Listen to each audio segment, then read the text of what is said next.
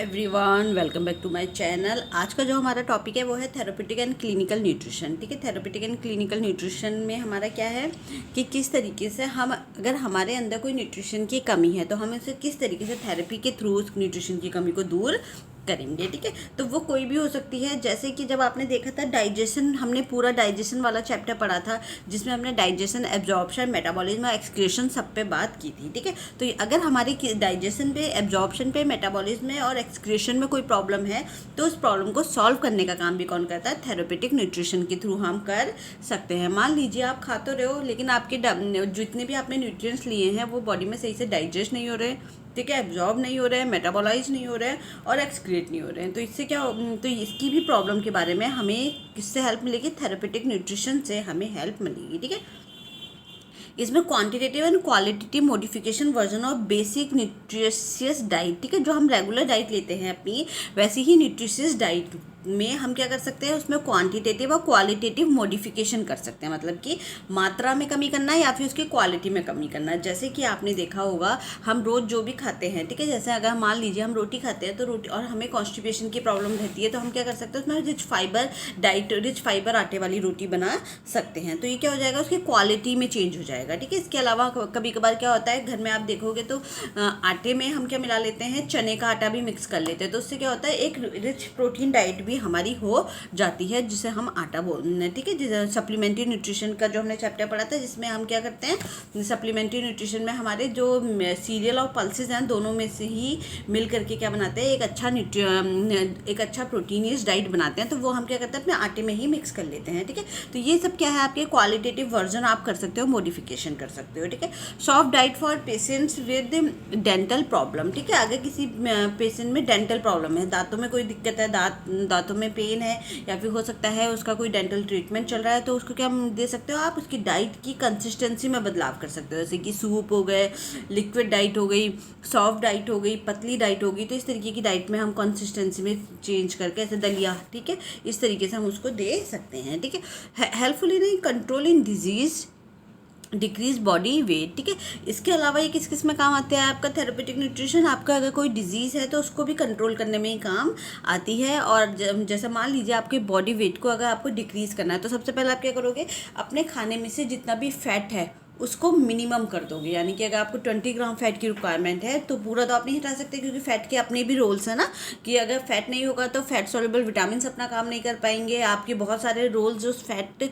Body में perform करता है, तो हम क्या करेंगे? उतना तो हमें रखना ही रखना है। 20 ग्राम तक तो हमें लगभग रखना ही है अपनी बॉडी डाइट में फैट, लेकिन उससे ज़्यादा हम हटा देंगे तो फैट की मात्रा क्या करेंगे? डाइट में कम कर देंगे। ठीक है, तो ये है, ये अपने अपने हम इस तरीके से तो हमारा क्या होगा? बॉडी के वेट में मेंटेन करने में हमें हेल्प मिलेगी। ठीक है, इंश्योर न्यूट्रिशनल स्टेटस अगेन। ठीक है, आपका जो न्यूट्रिशनल स्टेटस पहले था, मतलब आप जब देखो जनरली जब हम एडोलसेंस में होते हैं तो हमारा एक अच्छा न्यूट्रिशनल स्टेटस होता है, एडल्टहुड में भी अच्छा होता है, लेकिन धीरे धीरे वो न्यूट्रिशनल स्टेटस जो है वो वीक होने लगता है। ठीक है, जो न्यूट्रिएंट्स है उनमें कमी होने लगती है, तो उसको क्या करना है? हमने उसको सही करना है। ठीक है, maintain and restore optimum nutritional status. ठीक है, जो आपका ऑप्टिमल न्यूट्रिशनल स्टेटस है उसको मेंटेन रखना। ठीक है, जो भी आपका न्यूट्रिशनल जितना अच्छा होना चाहिए उसे मेंटेन रखना, उसे रिस्टोर करना। ठीक है, अगर आपका न्यूट्रिशनल स्टेटस कम हो गया है तो उसको दोबारा से आपको बेहतर न्यूट्रिशनल स्टेटस अपना लेना। ठीक है, रेस्ट ऑर्गन, अगर आपका कोई पर्टिकुलर ऑर्गन ऐसा है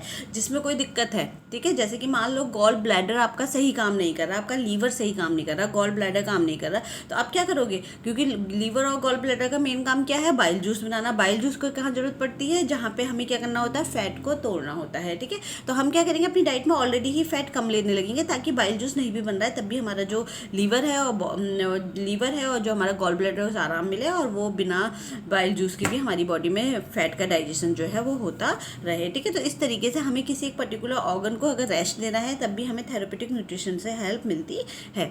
ठीक है, थेरेपेटिक न्यूट्रिशन का मतलब क्या है? जो भी आपकी पेशेंट है, जो भी आपका पेशेंट है, पहले हमने उसको चेक किया कि उसमें किस चीज़ की कमी है। ठीक है, और जो भी कमी है उसको उस चीज़ की कमी को पूरा किया। ठीक है, टाइप ऑफ डाइटरी मॉडिफिकेशन। अब अगर हम देखें तो डाइटरी मॉडिफिकेशन के कितने प्रकार है। ठीक है, decrease in consistency of food, एक तो जैसे लिक्विड डाइट, सॉफ्ट डाइट, और आपको क्या करना है, कंसिस्टेंसी में बदलाव लाना है। कंसिस्टेंसी मतलब जैसे मान लीजिए आप रोटी खा रहे हो लेकिन आप रोटी नहीं खा पा रहे हो क्योंकि आपकी टीथ में कोई प्रॉब्लम है, आपके डाइजेस्टिव सिस्टम में कोई प्रॉब्लम है, तो आप क्या करोगे, आप उसको लिक्विड डाइट या पतला कर करके आप उसको खाओगे। जैसे घरों में क्या करते हैं, दाल के अंदर रोटी को पहले मिक्स कर लेते हैं, भिगा के रख देते हैं, फिर मिक्स कर लेते हैं, उसको डिप करने के बाद तो वो थोड़ी सॉफ्ट हो जाती है, उसके बाद बच्चों को खिलाते हैं। ठीक है, तो इस तरीके से कंसिस्टेंसी में बदलाव ला करके, ठीक है, लिक्विड डाइट हो गया, सॉफ्ट डाइट हो गया, लो फाइबर डाइट हो गया। तो इस तरीके से आप अपनी डाइटरी मॉडिफिकेशन में एक तो कंसिस्टेंसी में बदलाव करेंगे, कैलोरी वैल्यू को बढ़ाएंगे या घटाएंगे। ठीक है, या तो आप अपनी कैलोरी वैल्यू को क्या करोगे, बढ़ाओगे या फिर घटाओगे। ठीक है,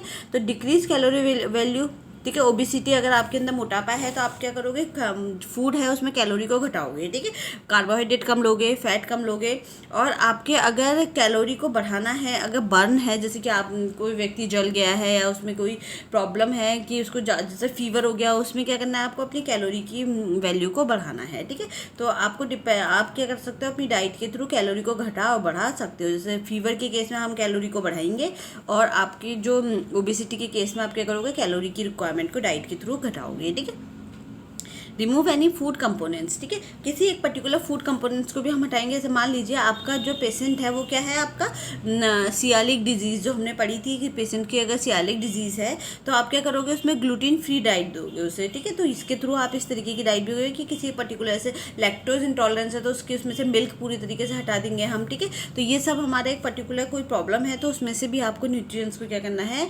कंट्रोल करना है। ठीक है, आप जैसे स्पाइसेस को डिक्रीज करना ब्लैंड डाइट में। ठीक है, ब्लैंड डाइट में क्या करते हैं, हम मसालों को बहुत कम कर देते हैं। ठीक है, जो स्पाइसेस है, मसाले हैं, उनको हम कम कर देते हैं। तो ये सब क्या है, आपके मॉडिफिकेशन के टाइप्स हैं, किस तरीके से हम डाइट को मॉडिफाई कर सकते हैं। क्या एक तो कंसिस्टेंसी में बदलाव करेंगे, कैलोरी वैल्यू को हम ज़्यादा करेंगे, और कोई पर्टिकुलर न्यूट्रिएंट्स है उसको हम हटा भी सकते हैं डाइट से, अगर हमारे पेशेंट की रिक्वायरमेंट के हिसाब से हम पर्टिकुलर न्यूट्रिएंट्स को अपनी डाइट से हटाएंगे भी। ठीक है, फिर है हॉस्पिटल डाइट। हॉस्पिटल डाइट अगर आप देखो, जो हॉस्पिटल्स में डाइट दी जाती है तो वहाँ जो भी पेशेंट होते हैं उनके हिसाब से 3 तरह की डाइट बनती है। एक तो लिक्विड डाइट है, नॉर्मल एंड जनरल डाइट है, और सॉफ्ट डाइट है। ठीक है, liquid diet, normal and general diet और सॉफ्ट डाइट। ठीक है, लिक्विड डाइट में हमारी क्या है, लिक्विड डाइट में हमारी 2 हैं, क्लीन लिक्विड डाइट और फुल लिक्विड डाइट। ठीक है, कि हमारी लिक्विड डाइट में क्या है, 2 हैं, और क्लीन लिक्विड डाइट और आपकी फुल लिक्विड डाइट है हमारी लिक्विड डाइट में। ठीक है, तो इसमें है लिक्विड, क्लीन लिक्विड डाइट में आपकी क्या होगा, इसमें क्लीन लिक्विड डाइट वो होती है जो बिल्कुल क्लीन है, इसमें मिल्क नहीं होगा। ठीक है, मिल्क नहीं होगा क्योंकि मिल्क का क्या होता है, रेसिड्यू हाई होता है, मतलब जब वो बॉडी में डाइजेस्ट होता है तो उससे वेस्ट मटेरियल ज़्यादा निकलते हैं। ठीक है, तो इसलिए फिर बॉडी को इतनी मेहनत करनी पड़ेगी, इसलिए क्लीन लिक्विड डाइट में हम कौन सी डाइट देते हैं, जिसमें मिल्क ना हो, जीरो रेसिड्यू हो, कोई भी रेसिड्यू, कोई भी वेस्ट मटेरियल हमारी बॉडी में डाइजेस्ट करते समय उस डाइट को का ना बचे। Zero load in gastrointestinal tract. ठीक है, जीआई ट्रैक्ट में आपका कोई भी खास लोड ना पड़े। ठीक है, लेकिन ये न्यूट्रिशनल पॉइंट ऑफ व्यू से क्या होगा, इनकम्प्लीट होगा। ठीक है, न्यूट्रिशनल पॉइंट ऑफ व्यू से क्या होगा, इनकम्प्लीट होगा, जैसे आपका नारियल पानी हो सकता है। ठीक है, तो क्लीन लिक्विड डाइट में क्या होगा, आपका इस तरीके की डाइट हम दे रहे हैं जिसमें सिर्फ वाटर है। ठीक है, मेन सिर्फ वाटर है और इलेक्ट्रोलाइट्स हैं। ठीक है, तो सिर्फ वो दे रहे हैं, इसमें कैलोरी भी नहीं, कैलोरी तो हो सकती है इसमें। ठीक है, लेकिन रेसिड्यू आपका इसमें नहीं होगा। ठीक है, कोई भी वेस्ट मटेरियल आपका इसमें नहीं होगा। ठीक है, और फुल लिक्विड डाइट में क्या होता है, फुल लिक्विड डाइट में आपका जैसे मिल्क हो गया, जिसमें रेसिड्यू भी बचेगा, वेस्ट मटेरियल भी होगा, जैसे मिल्क शेक वगैरह, सूप्स, ये सब हम इसमें फुल लिक्विड डाइट में आप उसको दे सकते हो। ठीक है, वेजिटेबल सूप्स हो गए तो वो हमारे फुल लिक्विड डाइट में जाएगा। तो क्लीन लिक्विड डाइट में आपको सिर्फ क्या मिलेगा, क्लीन लिक्विड डाइट में बस थोड़ी सी कैलोरी, इलेक्ट्रोलाइट्स और वाटर इसमें होगा। ठीक है, तो इसमें कोई भी रेसिड्यू मेन नहीं बचेगा आपकी बॉडी में, जबकि फुल लिक्विड डाइट में क्या है, आपका रेसिड्यू बचेगा, यानी कि मिल्क का रेसिड्यू होता है, तो हम मिल्क को फुल लिक्विड डाइट में लेते हैं, क्लीन लिक्विड डाइट में नहीं लेते। अब इसका केस क्या है, केस ये है कि अगर आपका जो जीआई ट्रैक है वो पूरी तरीके से शट डाउन है तो आप क्या करोगे, आपका बहुत अच्छा काम नहीं कर रहा है, पूरा इंटेस्टाइन जितना भी आपका डाइजेस्टिव सिस्टम है वो सही से काम नहीं कर रहा है, तो आप उसमें क्या दोगे, आप उसमें दोगे क्लीन लिक्विड डाइट। अगर थोड़ा बहुत आपका डाइजेस्टिव सिस्टम काम कर रहा है तो आप उसमें दोगे फुल लिक्विड डाइट। ठीक है, तो ये बिल्कुल ही आपका डाइजेस्टिव सिस्टम बहुत खराब है तब हम क्लीन लिक्विड डाइट, जैसे दाल का पानी। ठीक है, तो दाल का पानी हो गया, तो लेकिन पतली दाल हो गई वो हम फुल लिक्विड डाइट में देंगे। ठीक है, तो दाल का बिल्कुल हमने दाल पूरी हटा दी उसमें से, सिर्फ पानी हमने दिया उसको। ठीक है, तो वो हम आपका क्लीन लिक्विड डाइट में आएगा। ठीक है, तो क्लीन लिक्विड डाइट और फुल लिक्विड डाइट हो गया। फिर उसके बाद है नॉर्मल एंड जनरल डाइट, ठीक है। नॉर्मल एंड जनरल डाइट में क्या है आपका जनरल लो फ्लो, ठीक है, लॉ, ठीक है, जनरल लॉ फ्लो, ठीक है। लॉ मतलब जो हम लोग अपने ऊपर भी फ्लो सोचते हैं कि भाई हम जो डाइट खा रहे हैं उसमें कम नॉर्मल जो पेशेंट नॉर्मल व्यक्ति जो होता है वो भी कैसी डाइट लेता है, सिंपल एक डाइट लेता है, इसमें दाल चावल रोटी सब्जी दूध दही ये सब होता है। लेकिन हमें भी सजेस्ट किया था कि नॉर्मल पीपल्स को भी कार्बोहाइड्रेट कम लेना चाहिए, फैट कम लेना चाहिए, सोडियम कम लेना चाहिए। तो इन चीज़ों का ध्यान इसमें रखा जाता है और फ्रूट्स एंड वेजिटेबल ज़्यादा लेने चाहिए। तो ये भी हमारे अगर कोई ऐसा पेशेंट है, मान लो उसके साथ कोई ऐसी डाइजेस्टिव सिस्टम में कोई दिक्कत नहीं है, फ्रैक्चर हो गया या फिर कुछ ऐसा है कि डाइजेस्टिव सिस्टम ठीक है फ्रैक्चर हो गया, उसकी हड्डी में कोई प्रॉब्लम है या इस तरीके की प्रॉब्लम है जिसमें डाइजेस्टिव सिस्टम में कोई उसका बिल्कुल हेल्दी है, तो उसे क्या देंगे, नॉर्मल डाइट देंगे, ठीक है। लेकिन वहाँ भी थोड़ा ध्यान रखेंगे कि सोडियम थोड़ा कम रहे, क्योंकि सोडियम बॉडी में नुकसान करता है, शुगर को थोड़ा कम रहे। तो ये नॉर्मल बॉडी में भी जो चीज़ें नुकसान करते हैं वो हम उसको देते हैं हॉस्पिटल में। जैसे फीका फीका खाना देते हैं ना हॉस्पिटल में, कम मिर्च मसाले का। भले ही आपका फ्रैक्चर है, डाइजेस्टिव सिस्टम से कोई भी दिक्कत नहीं है, फिर भी ये वाला खाना आपको मिलेगा, क्योंकि नॉर्मल व्यक्ति को भी सजेस्ट किया जाता है कि आपको नमक अपनी डाइट में कम लेना चाहिए, शुगर कम लेना चाहिए। इस तरीके का सजेशन एक नॉर्मल व्यक्ति को भी दिया जाता है। इसके बाद नेक्स्ट है soft diet. Soft diet normal diet से पहले वाली, ठीक है, इससे पहले वाली। मान लो आपका पेशेंट बहुत बीमार है, ठीक है, तो सबसे पहले आप उसे क्लीन डाइट दोगे जिसका डाइजेशन बहुत ख़राब है। फिर धीरे धीरे उसका डाइजेशन थोड़ा बहुत ठीक होगा तो आप उसे फुल लिक्विड डाइट देने रहोगे। फिर आप उसको सॉफ्ट डाइट दोगे, जैसे कि मान लो दलिया, ठीक है, दलिया हो गया, आपका सूप्स हो गए, थोड़ा गाढ़ा गाढ़ा वेजिटेबल सूप्स हो गए, ठीक है। तो ये आपका क्या आएगा, ये सॉफ्ट डाइट में आएगा, ठीक है। इसमें लो फाइबर रखेंगे, फाइबर थोड़ा कम होगा सॉफ्ट डाइट में। और मैकेनिकल सॉफ्ट डाइट होगी। मैकेनिकल सॉफ्ट डाइट का मतलब क्या है, यही है, बस हमने इसे क्या कर दिया है, पतला कर दिया है, ठीक है। डाइट लगभग यही है, जो जैसे दाल चावल रोटी सब्जी ही हम दे रहे हैं, पर वो हम थोड़ा पतले फॉर्म में दे रहे हैं, सॉफ्ट फॉर्म में दे रहे हैं, ठीक है। मतलब चावल हमने बिल्कुल चावल और दाल बिल्कुल मिक्स करके बहुत ही पतला पतला हम खिला रहे हैं, ठीक है। तो वो क्या है, वो आपका सॉफ्ट डाइट में आएगा, बिल्कुल सॉफ्ट करके खिलाया हमने, ठीक है। फाइबर इंक्लूडेड, इसमें फाइबर इंक्लूड भी हो सकता है और लो भी हो सकता है, तो डिपेंड करता है कि आपका मैकेनिकल सॉफ्ट डाइट में क्या है, आपका फाइबर भी हो सकता है, ठीक है। क्योंकि मैकेनिकल सॉफ्ट डाइट क्या है, यही वाली है, बस इसको हमने और पतला कर दिया है, ठीक है, थोड़ा सॉफ्ट कर दिया। जैसे चावल को अच्छे से पका दिया, दाल को अच्छे से पका दिया, जितना हम थोड़ा बहुत कम पका हुआ खाते हैं तो हमने उसे और भी ज़्यादा कुक कर दिया, उसे अच्छे से पका के पतला सॉफ्ट करके तब दे रहे हैं हम, ठीक है। तो सॉफ्ट डाइट में कुछ भी नहीं है, नॉर्मल डाइट से हम थोड़ा पहले देते हैं। जैसे कि पहले क्या देंगे, हम पतली पतली दाल चावल देंगे मिक्स करके, ठीक है। फिर थोड़ी जब आपका डाइजेस्टिव सिस्टम ठीक होने लगेगा तो आप उसे नॉर्मल डाइट देना शुरू कर दोगे, ठीक है। तो ये हॉस्पिटल की कुछ डाइट्स हैं, इसमें लिक्विड डाइट हो गया, नॉर्मल डाइट हो गया, सॉफ्ट डाइट हो गया, ठीक है। लिक्विड डाइट में आपका क्लीन लिक्विड डाइट हो गया। क्लीन लिक्विड डाइट का क्लीन का मतलब क्या है, क्लीन है, उसमें कुछ भी नहीं है, ठीक है, बस थोड़ा सा वाटर इलेक्ट्रोलाइट्स ये सब होंगे उसमें। और फुल लिक्विड डाइट में आपका मिल्क को हम ऐड कर सकते हैं, ठीक है, मिल्क शेक वगैरह हम यूज़ कर सकते हैं। इसके बाद हमारा जो होगा वो सॉफ्ट डाइट आएगी, फिर हमारा नॉर्मल एंड जनरल डाइट आएगी, ठीक है। फिर है हमारा टाइप्स ऑफ फीडिंग, ठीक है। फीडिंग के कितने टाइप्स होते हैं, हॉस्पिटल में आपने देखा होगा, जब आप कभी किसी पेशेंट से मिलने जाते हो तो आपने देखा होगा उसके मुंह में नली लगी हुई होती है, एक ट्यूब फिट रहती है। वो क्या है, वो आपकी टाइप्स ऑफ फीडिंग है कि कितने तरीके से हम आपको फीड करा सकते हैं अगर व्यक्ति जो है खुद से खाना नहीं खा पा रहा है तो, ठीक है। ऐसा केस है कि कोमा में है या फिर वो बिल्कुल भी खुद से खाना नहीं खा पा रहा है, तो हम कितने तरह की फीडिंग उसको दे सकते हैं। तो इसमें एक तो है एंट्रल न्यूट्रिशन, एक है पेरेंटल न्यूट्रिशन, ठीक है। एंट्रल न्यूट्रिशन क्या होता है, एंट्रल न्यूट्रिशन को हम ट्यूब फीडिंग भी कहते हैं, बहुत इंपॉर्टेंट टॉपिक है, एग्जाम में कई बार ये आता है, ठीक है। एंट्रल न्यूट्रिशन हमारा क्या है, ट्यूब फीडिंग, ठीक है, जिसमें हम किससे फीड कराते हैं, ट्यूब से फीड कराते हैं। एंट्रल ईटी याद कर लेना, ईटी क्या है आपका, एंट्रल न्यूट्रिशन और ट्यूब फीडिंग, ठीक है। तो इसमें हम क्या करते हैं, ट्यूब से फीड करते हैं, ठीक है। इसमें आपकी ट्यूब कहाँ कहाँ से फिट हो सकती है, एक तो ट्रांस नोजल के थ्रू हो सकती है, ट्रांस ओरल है, फिर ट्रांस नोजल है, फिर ट्रांस गैस्ट्रिक है और फिर जिजोनोस्टोमी है, ठीक है। तो हमारे पास बेसिकली 4 तरीके से हम ट्यूब को आपकी बॉडी में इंसर्ट कर सकते हैं अगर पेशेंट जो है वो खाना नहीं खा पा रहा है तो, ठीक है। इसमें एंट्रल न्यूट्रिशन में हमारा क्या आएगा, देखो जैसे इसमें क्या है, नाक के थ्रू हम क्या कर रहे हैं, एक ट्यूब को फीड कर रहे हैं और इस नोज़ के थ्रू ही ये कहाँ जा रहा है, हमारी ईसोफेगस से सारा न्यूट्रिशन जो है, जो भी हमने खाया है अंदर जा रहा है। तो ये तो हमारा नासोगैस्ट्रिक मेथड है, ठीक है। दूसरा है गैस्ट्रोस्टोमी में क्या करते हैं, सीधे यहाँ पे जो हमारा गैस्ट्रम है, जो हमारा स्टमक है, इसके अंदर डाल देते हैं, ठीक है, ट्यूब को। जो भी खाना है आप बाहर से डालो ट्यूब में, ट्यूब के थ्रू वो अंदर चला जाता है। जिजोनोस्टोमी में क्या करेंगे, जो भी खाना है वो हम कहाँ डालेंगे, आपके जो स्मॉल इंटेस्टाइन है उसके अंदर डाल देते हैं हम जिजोनोस्टोमी में, ठीक है। नासोजिजुनम में हम क्या करेंगे, यहाँ डाल देंगे। ठीक है, तो ये क्या है, ये आपके मेथड्स हैं जिसमें हम अलग अलग तरीके से, अगर आपका पेशेंट का ये सारा पोर्शन सही काम कर रहा है तो आप किसके थ्रू दोगे, फूड आप नोज के थ्रू दे दोगे जब ये सब काम कर रहा है तो। ठीक है, बस वो मुंह से नहीं खा पा रहा, हो सकता है कोमा में हो लेकिन डाइजेस्टिव सिस्टम उसका ठीक चल रहा है। ठीक है, अगर आपके पेशेंट का इतना हिस्सा सही से काम नहीं कर रहा है, ठीक है, तो आप किसके थ्रू दोगे, फिर आप सीधे स्टमक में डाल दोगे खाना। अब आपके पेशेंट का स्टमक भी सही से काम नहीं कर रहा है तो सीधा आपने खाना कहाँ डाल दिया, जिजोनोस्टोमी में डाल दिया। ठीक है, तो इस तरीके से आप अलग अलग पार्ट्स पे खाना डाल दोगे, ये देखते हुए कि कौन सा पार्ट आपका सही काम कर रहा है, कौन सा नहीं कर रहा है। ठीक है, ठीक है, तो जैसे आप अगर आप देखोगे तो एंट्रल न्यूट्रिशन क्या है, हमारे ट्यूब फीडिंग, मतलब ट्यूब लगा देते हैं और ट्यूब के थ्रू हम क्या करते हैं, खाना डाल देते हैं। ठीक है, बॉडी में वो खाना चला पहुंच जाता है। तो सबसे पहले ट्रांस ओरल। ट्रांस ओरल में क्या है, orally inserted by pipe if problem in mouth. Mouth में आपकी कोई प्रॉब्लम है, हो सकता है आप दांतों से नहीं खा पा रहे हो, तो आप क्या करेंगे, मुंह के अंदर ही डाल देंगे एक पाइप। ठीक है, उस पाइप से आपको खाना मिलता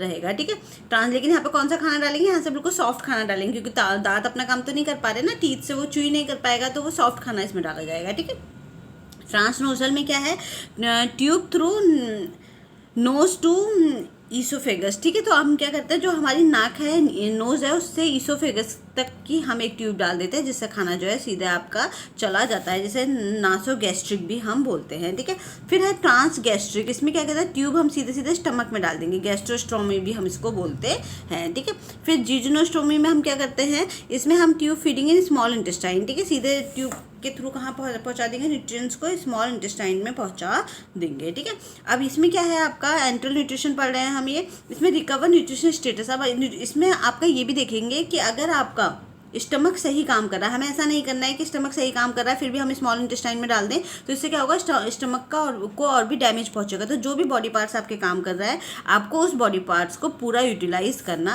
है। ठीक है, तो इसमें रिकवर न्यूट्रिशन स्टेटस को रिकवर करने का काम करता है। रिकवर गैस्ट्रो इंटेस्टाइन रिकवर करने का काम करता है। हेल्पफुल इन गट मोटिलिटी, अगर आपका गट अच्छे से काम नहीं कर रहा तो उसको कुछ टाइम रेस्ट मिल जाएगा, क्योंकि आप गट में फिर खाना नहीं डाल रहे हो, आपका जो स्टमक है उस पर आपने खाना नहीं डाला, आपने सीधे खाने दूसरे पार्ट्स में डालना शुरू कर दिया, तो इससे क्या होगा, कुछ टाइम का वो रिकवर होने में उसको हेल्प मिल जाएगी। ठीक है, इसमें trace elements and short chain fatty acids को हम यूज़ करते हैं और लेस कॉस्टली है, ज़्यादा महंगा नहीं होता है। ठीक है, इसमें क्या करना होता है, जो खाना आपके घरों में यूज़ हो रहा है, ठीक है, उसी खाने को आपने मिक्सी में डाला, खूब उसे मिक्सी में मिक्स कर दिया, उसके बाद फिर आपने ट्यूब के थ्रू उस पेशेंट को अंदर दे दिया वो खाना। ठीक है, तो ये हम थोड़ा कम कॉस्टली होता है, जो हम घर में खाते हैं वो इसमें यूटिलाइज हो जाता है और घरों में भी हम इसको यूज़ कर सकते हैं। अब इसमें ना कुछ फॉर्मूलाज हैं कि हम कौन सा खाना जो है वो अपने पेशेंट को दें। तो इसका सबसे पहला फॉर्मूला है पॉलीमेरिक फार्मूला। पॉलीमेरिक फार्मूला कब यूज़ करेंगे, जब आपका जो स्टमक है उसमें कुछ खास प्रॉब्लम नहीं है, वो ठीक ठीक काम कर रहा है, लेकिन बस आप दांतों से या गले से आप उसको नीचे ले नहीं पा रहे हो खाने को, तो आपने क्या किया, एक ट्यूब आपने सीधे स्टमक में लगा दी, लेकिन आपके बाकी बॉडी पार्ट सही से काम कर रहे हैं, तो यहाँ पे आपके कॉम्प्लेक्स न्यूट्रिएंट्स भी चल जाएंगे। मतलब कि जैसे पॉलीसैकेराइड्स आपका कॉम्प्लेक्स न्यूट्रिएंट्स है ना, पॉलीसैकेराइड्स हो गया, वेयर फुल डाइजेस्टिव फंक्शन, जहाँ आपका डाइजेस्टिव सिस्टम पूरा काम कर रहा है। Provide nitrogen as whole protein. ठीक है, egg white solid, carbohydrate, corn syrup, oil के फॉर्म में हम ऑयल के फॉर्म में फैट को हम दे सकते हैं। तो ये चीज़ें वहाँ पे नॉर्मल जो खाना हम खाते हैं, जब हमारा हेल्दी बॉडी है तो वही वाला खाना दे दोगे, बस उसे थोड़ा सा सॉफ्ट फॉर्म में दे दोगे। ठीक है, जैसे क्या क्या दे सकते हो आप कॉम्प्लेक्स न्यूट्रिएंट्स दे सकते हो, जैसे कार्बोहाइड्रेट जो आपका पॉलीसैकेराइड्स है वो भी दे सकते हो, फाइबर भी दे सकते हो। ठीक है, होल प्रोटीन केसिन, आप होल प्रोटीन अच्छा प्रोटीन भी दे सकते हो, एग वाइट सॉलिड भी दे सकते हो आप। ठीक है, कार्बोहाइड्रेट, कॉर्न सिरप, ऑयल के फॉर्म में फैट आप इसमें दे सकते हो, तो इसमें बहुत ज़्यादा मॉडिफिकेशन की जरूरत नहीं है। ठीक है, अब इसमें क्या है, ओलिगोमेरिक फार्मूला है। ओलिगोमेरिक फार्मूले का मतलब क्या है कि बॉडी जब आपका सही से काम नहीं कर रहा है तो आप थोड़ा सा प्री डाइजेस्टेड फॉर्म में दोगे। ठीक है, प्री डाइजेस्टेड फॉर्म मतलब थोड़ा टूटा हुआ फॉर्म में। ठीक है, जैसे नाइट्रोजन फॉर्म ऑफ द ओलिगोपेप्टाइड्स। ठीक है, ग्लूकोज हम देंगे हम ओलिगोसैकेराइड्स के फॉर्म में, और जो फैट है वो हम देंगे ऑयल के फॉर्म में। ठीक है, मतलब कि थोड़ा छोटा रूप दोगे। जैसे कि अगर आप देखो तो पॉलीमेरिक फार्मूला में कार्बोहाइड्रेट को हम किस रूप में दे रहे थे,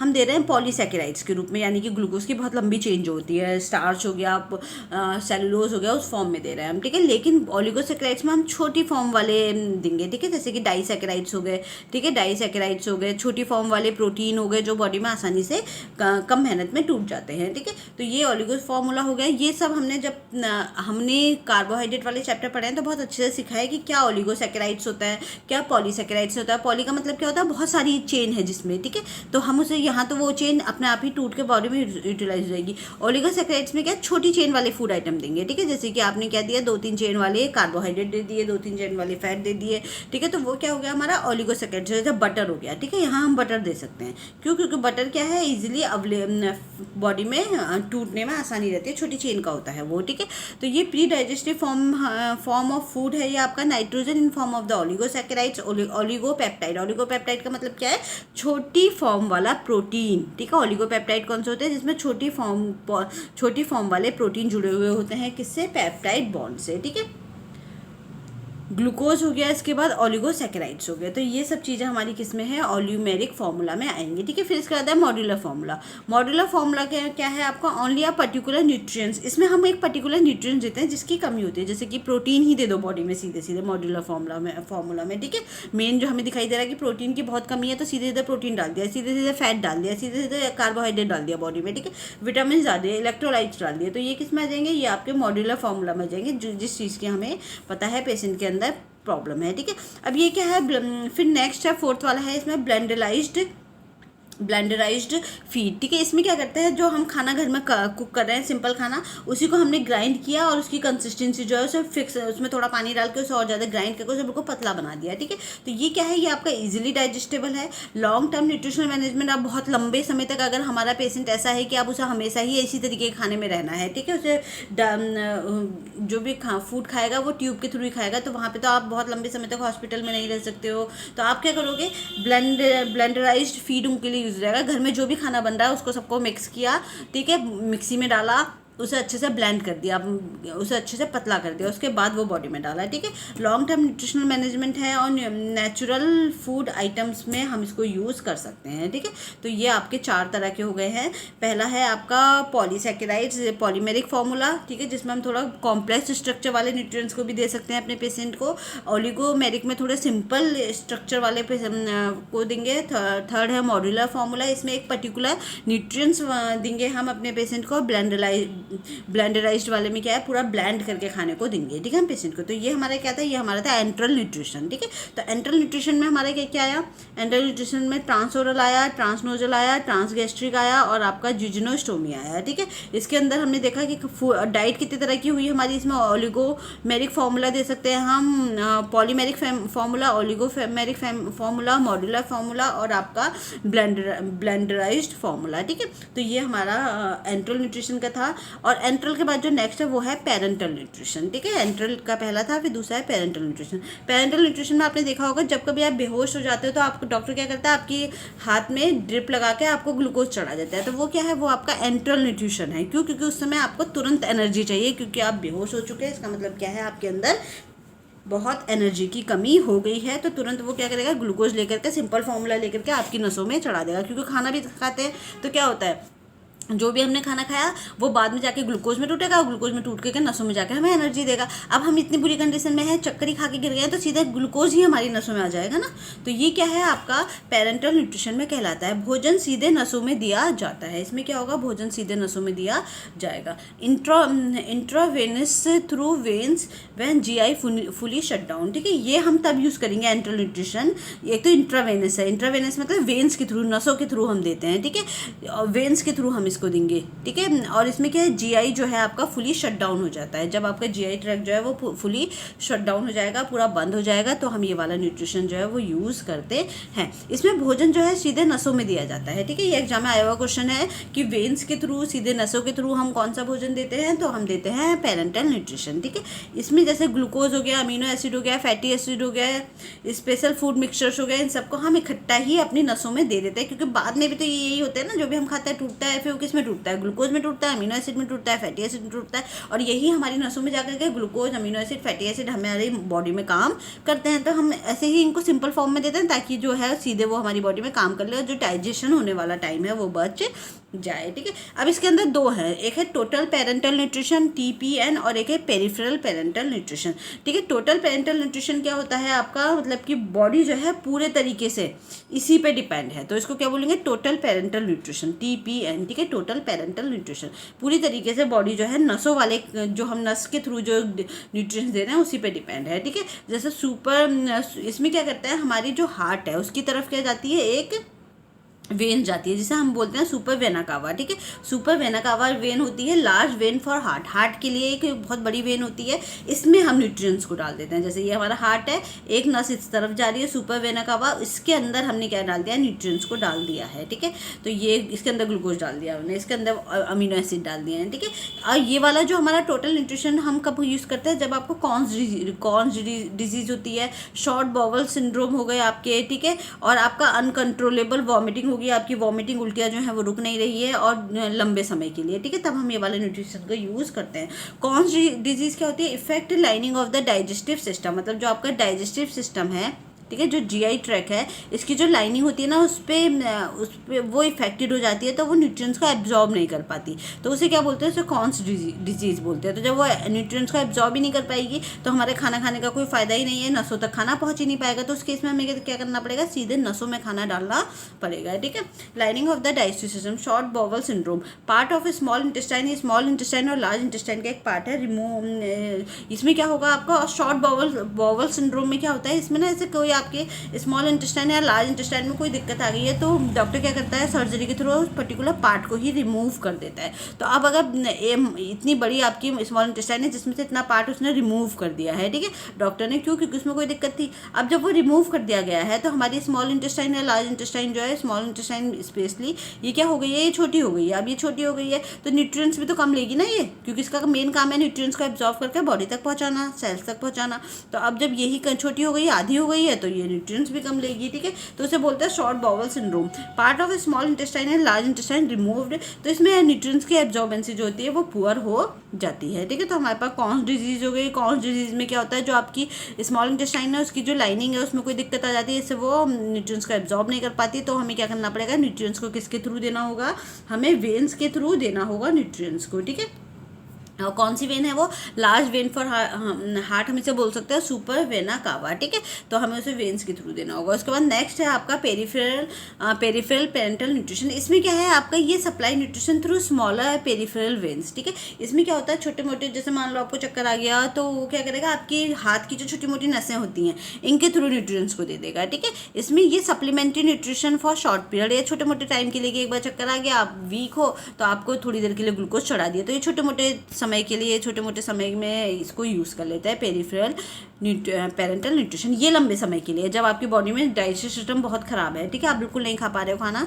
तब ये वाला हम टोटल पेरेंटल न्यूट्रिशन के थ्रू देंगे। इसमें हम जो वेना कावा वेन है हमारी, उसके थ्रू न्यूट्रिएंट्स को देंगे। और इसमें किसके थ्रू दोगे, इसमें हाथ में जो छोटी छोटी न्यूट्रिएंट्स होती हैं, आपकी नलियाँ जो होती हैं, बॉडी में जो नसें होती हैं, उसके थ्रू आप क्या करोगे, बॉडी में ग्लूकोज को चढ़ा दोगे। ठीक है, ये है आपका पेरेंटल न्यूट्रिशन। ठीक है, इसमें क्या होता है आपका, ये दिखाई दे रहा है आपको, ये सुपर वेना कावा है। ठीक है, इस थ्रू हमने न्यूट्रिशन किसके थ्रू दे दिया है, जो हमने ड्रिप चढ़ाई है वो सीधे हमने इस नस में चढ़ाई है, तो ये कहाँ जा रहा है, आपके हार्ट की तरफ जा रही है सुपर वेना कावा। ठीक है, तो एक तो ये वाला मेथड हो गया, एक ये पेरिफेरल वाला है। ठीक है, इसमें हम छोटी छोटी जो नसें हमारे हाथों में होती हैं इसमें चढ़ाते हैं, तो इसको पेरिफेरल वेन्स बोलते हैं। ठीक है, ये आपका पेरिफेरल न्यूट्रिशन पेरेंटल न्यूट्रिशन है, ये है आपका super vena cava parental nutrition. ठीक है, तो आपके पास दो तरह के न्यूट्रिशन हो गए हैं। ठीक है, इसमें इन्होंने एक और दे रखा है सब क्लेवियन वेन्स। ठीक है, तो और भी जो वेन्स होती है उसके थ्रू भी हम इसमें दे सकते हैं। ये देखो, जैसे यहाँ है ये वाली वेन, तो इसके थ्रू दिया है, तो इसमें